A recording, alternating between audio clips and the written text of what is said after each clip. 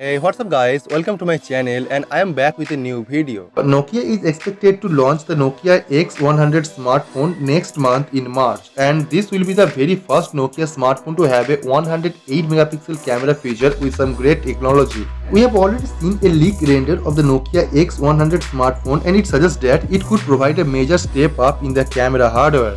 Nokia X100 पे आपको Karl Zeiss की ऑप्टिकल कैमरा सेंसर देखने को मिलेगा, जो काफी बेहतरीन कंपनियों में से एक है जो कैमरा सेंसर डेवलप करती है, और यहाँ पे आपको काफी बेहतरीन फोटो रिजल्ट भी देखने को मिल सकता है। नोकिया X100 पे आपको मिलेगा 6.6 इंच एक 5 वोल्ट डिस्प्ले, जहाँ पे आपको मिलेगा 1080x2460 full HD plus display resolution के साथ में, और ये फोन की डिस्प्ले में भी आपको 120 हर्ट्ज की रिफ्रेश रेट देखने को मिलेगा, जो full HD plus display resolution के साथ में आपको काफी बटरी स्मूथ एक्सपीरियंस देने में भी कैपेबल है। एक स्मार्टफोन पे प्रोसेसर मेन चीज होती है जो फोन को स्मार्टली ऑपरेट करती है और फोन को स्मूथली एक्सेस करने में मदद करती है, और ये फोन पे भी आपको काफी जबरदस्त प्रोसेसर इस्तेमाल किया जाएगा जो क्वालकॉम का स्नैपड्रैगन 765G प्रोसेसर इस्तेमाल किया जाएगा। ये स्नैपड्रैगन का 765G एक फ्लैगशिप ग्रेड की प्रोसेसर है जो आपको फ्लैगशिप ग्रेड की परफॉर्मेंस दे सकता है, जो आपको कैमरा परफॉर्मेंस और बाकी सभी चीजों पे काफी बेहतरीन एक्सपीरियंस देगा। नोकिया स्मार्टफोन की कैमरा काफी पहले से जबरदस्त क्वालिटी की फोटो देते हैं, और नोकिया 9 पे आपको 5 डिफरेंट कैमरा सेंसर मिला था जो आपको बेहतरीन क्वालिटी की इमेज प्रोवाइड करके देता था।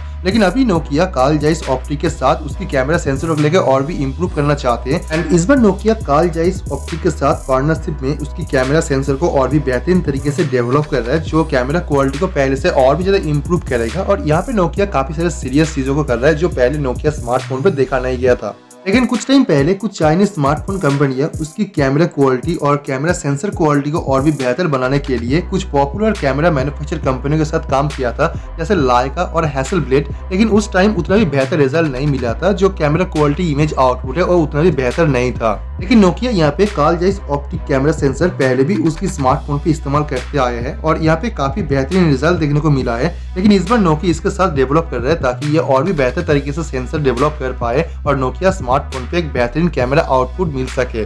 तो आप चैनल को सब्सक्राइब कर लीजिए और बेल आइकन को प्रेस कर दीजिए ताकि इसके बारे में जो भी नया अपडेट आएगा और जो भी नया न्यूज आएगा वो आपको मैं सबसे पहले इन्फॉर्म कर पाऊँ, ताकि आप इस डिवाइस के बारे में सभी रिपोर्ट और सभी न्यूज सबसे पहले जान सके। So let me know your thought on this and I will see you guys tomorrow.